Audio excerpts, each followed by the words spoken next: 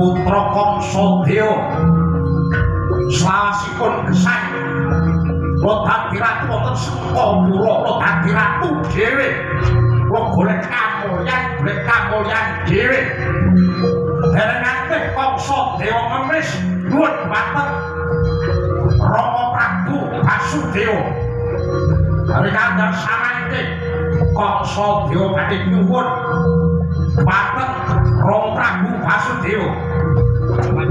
wonten tigang perkawis ingkang kula suwun angka setunggal kawula badhe nyuwun nggih menika aben sawung nanging sawunge sanes sawung bomongan sawe dadi saking jalma manungsa saking Sukapura janggone ingkang minangka tunggule inggih menika Paman Patih Suratrimatra nyumanggaken dhateng Mandura mangke sinten kula wangeni ngantos tigang kletheking surya menawi Rama Prabu Basudewa boten kepareng pados jago utawi dereng angsal jago kula suwun panjenengan siyambak ingkang majeng wonten babar jaket jenengan dene kamu kalih kawula nyuwun wujudipun Siti ingkang kosong wonten ing pinggiring kraton negari Mandura kula suwun dipun karyakaken wonten Siti ingkang inggih menika cara saniki boten produktif dipun karyakaken paringan-neman wonten negari Mandura sing wadon-wadon ingkang umur 17 taun munggah kersane angsal pedamelan kula suwun ten mrika panjenengan madhep wandhe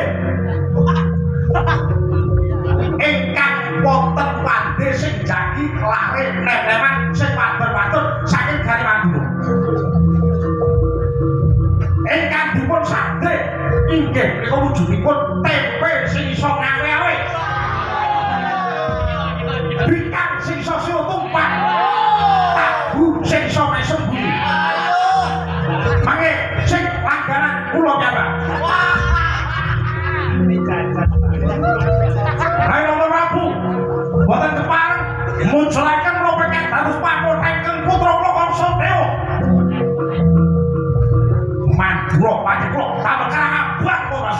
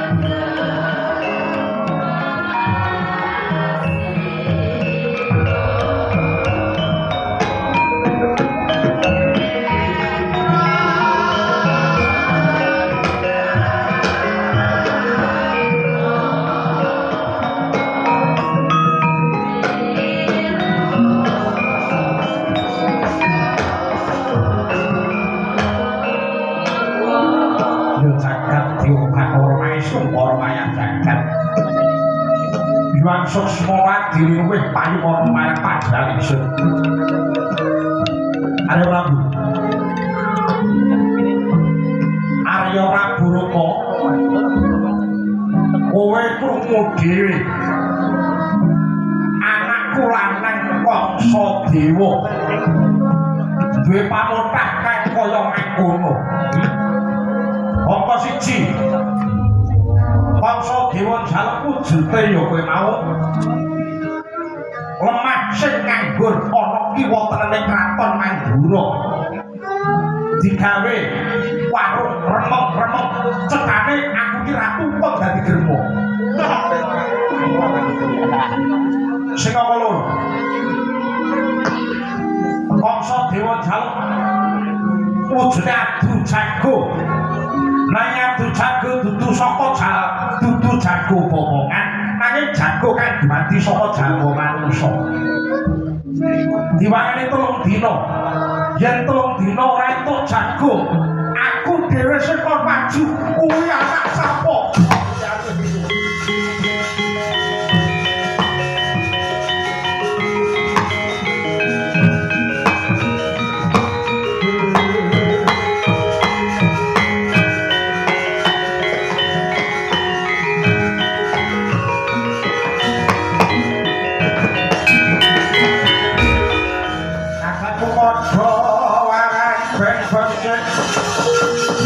besok mendemo baris baris kan prayitno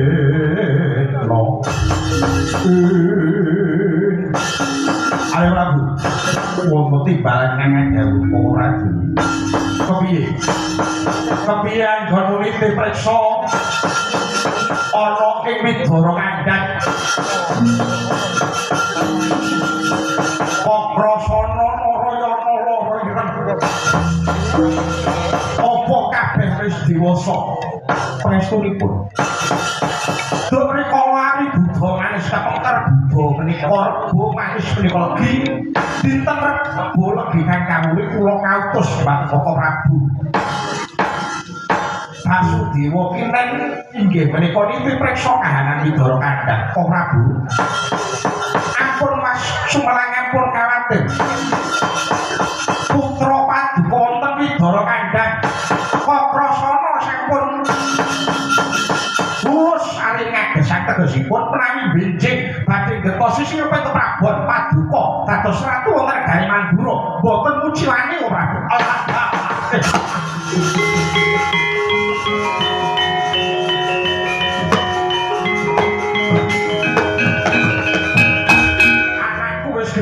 sampun Narayana piye Narayana inggih sanget lantik lantipe Narayana yen to dipun nggih menika prabiyaken dhumateng lantipipun sak tiyang wonten negari Mandura tiyang sak negari Mandura kawon kalih Narayana bagus anakku si loro ireng piye sampeyan sampun nyanyi elekipun ora Bu ngono nggih wis belajar sampun belajar apa pun belajar juga cerampat ndang tung ya syukur sekali jumur Ugrasena wonten dawuh Prabu seneng sira tak utus ya kuwi mau golek jago wiring kuning kang minangka tandhinge jago saking Sengkapura Suratri mantra mesti mandraguna tak jaluk aja pegat kaprayetan saking tumu jago nanging kudu jago sing pilihan budhal sing bisa dawuh ora bupan pandawane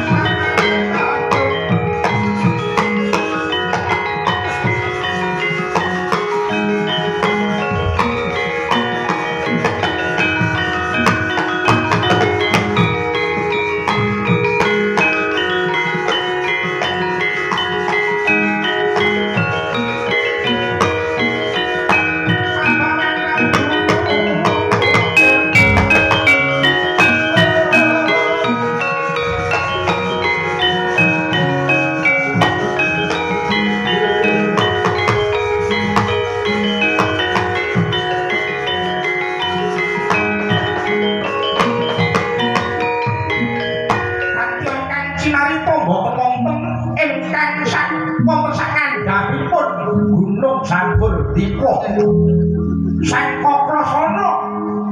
ingkang nembe kala-kala gantang karya Prabu Rama ajrih menawi dipun buru tiyang negara Kakrasana madhep mandhiren tapa mahding suci menika marang grani kawasa wonten sak ngandhaping gunung Jamurdipa eloke kahanan sampun Tri Madya Candra Tri menika Candra menika sasi Madya menika tengah sasi setengah Kakrasana mandhiren madhep tapa brata menika marang grani kawasa eloke kahanan wonten sima ingkang sak gede nyaut Kakrasana kagiat Kadara Wekasan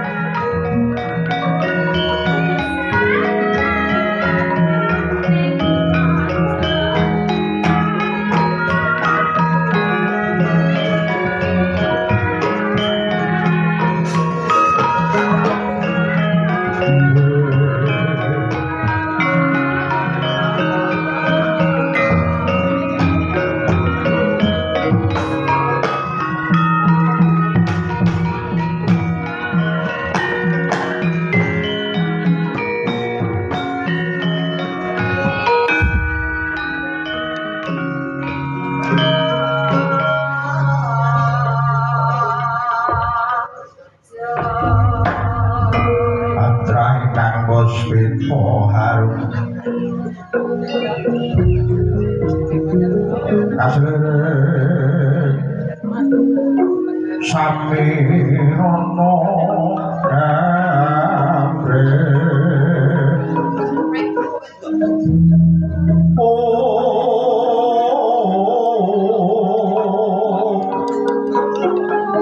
Sekar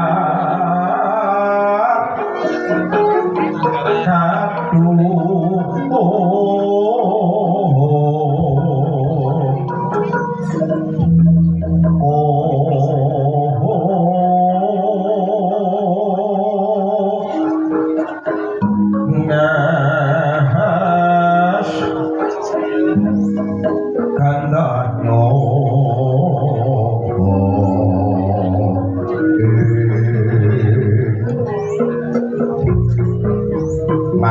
asratane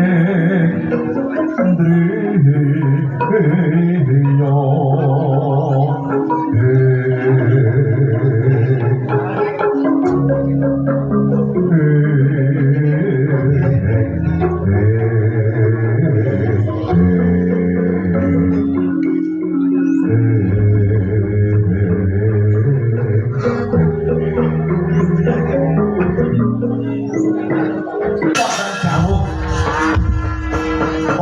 menika sinten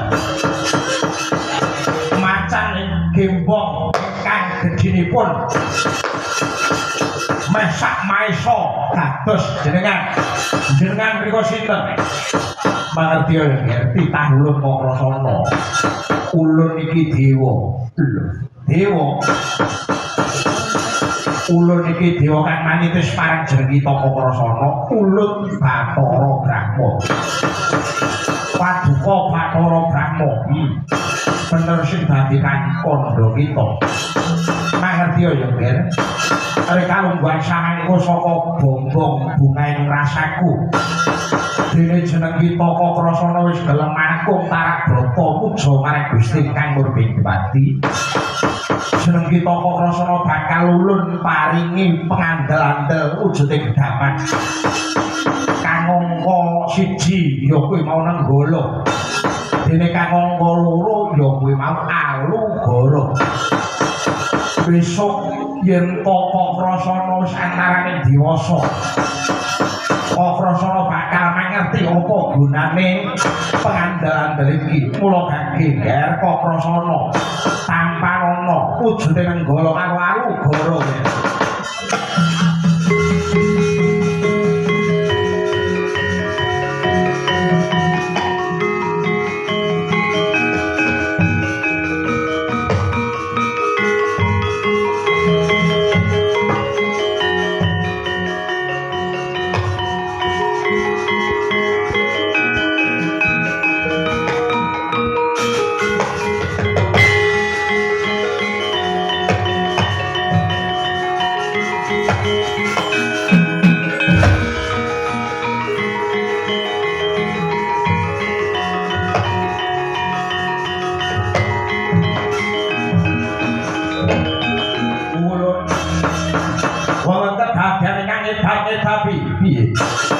senjata kang paduka parangan bateng kawula wujudipun Nenggala kang Alugara manjing wonten ing epek-epek kawula Nenggala manjing wonten epek-epek ingkang sisih tengen wonten Alugara manjing wonten ingkang epek-epek ingkang sisih kiwa lajeng pusaka sing niki sing ditehi wis ya ulun nedya pamit mlaku ana negara Mandura ning kono ana geger-geger ana ontran-ontran kok menawa ana ing kono Makrasana nemu margane kamulyan sedika wis tak dawuh ulun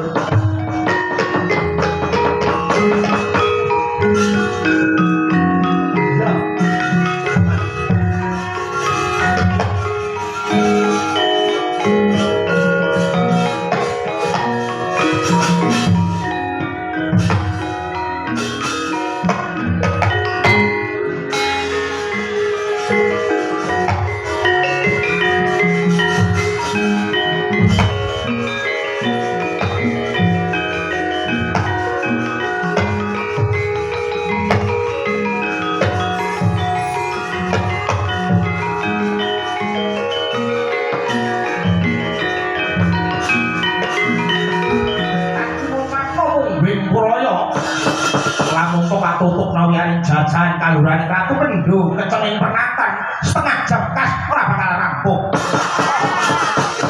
nanging dhateng kadhi wonten ing Blapar Kawat Jagat Celencek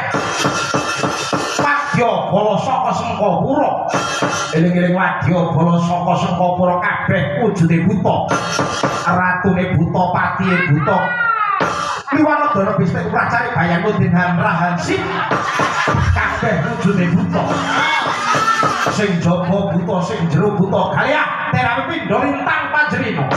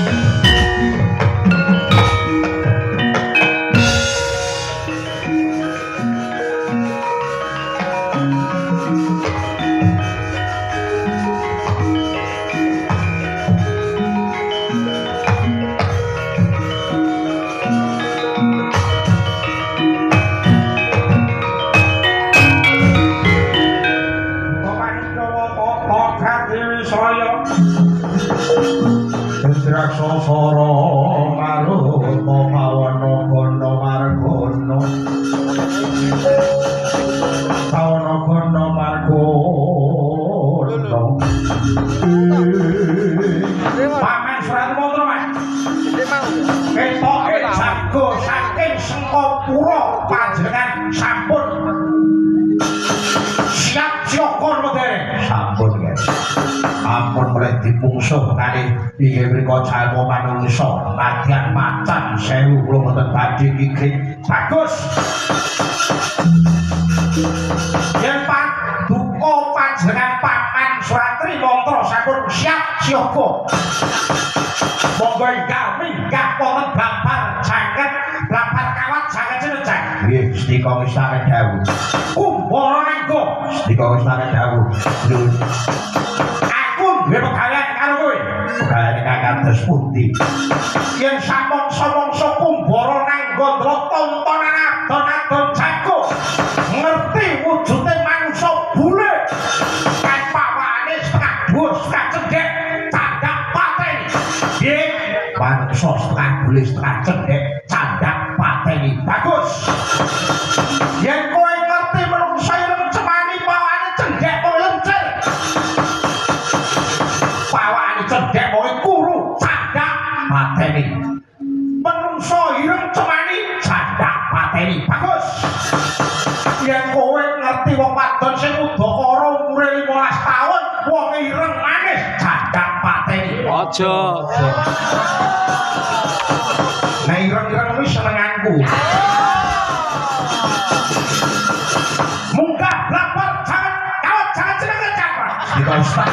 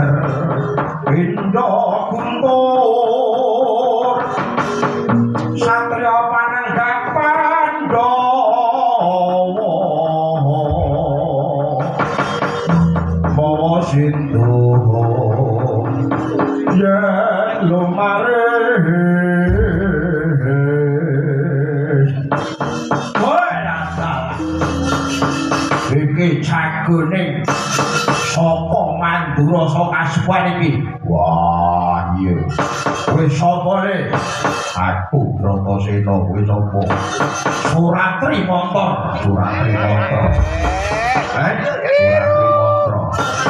Suratri Mantra Ayo timbangane saya awakmu. Timbangane kesel mundur. Etrok kalah karo aku. Yen etrok kalah karo aku sing menang. Kowe bawa idrajat lai pangkat ora watak satriya.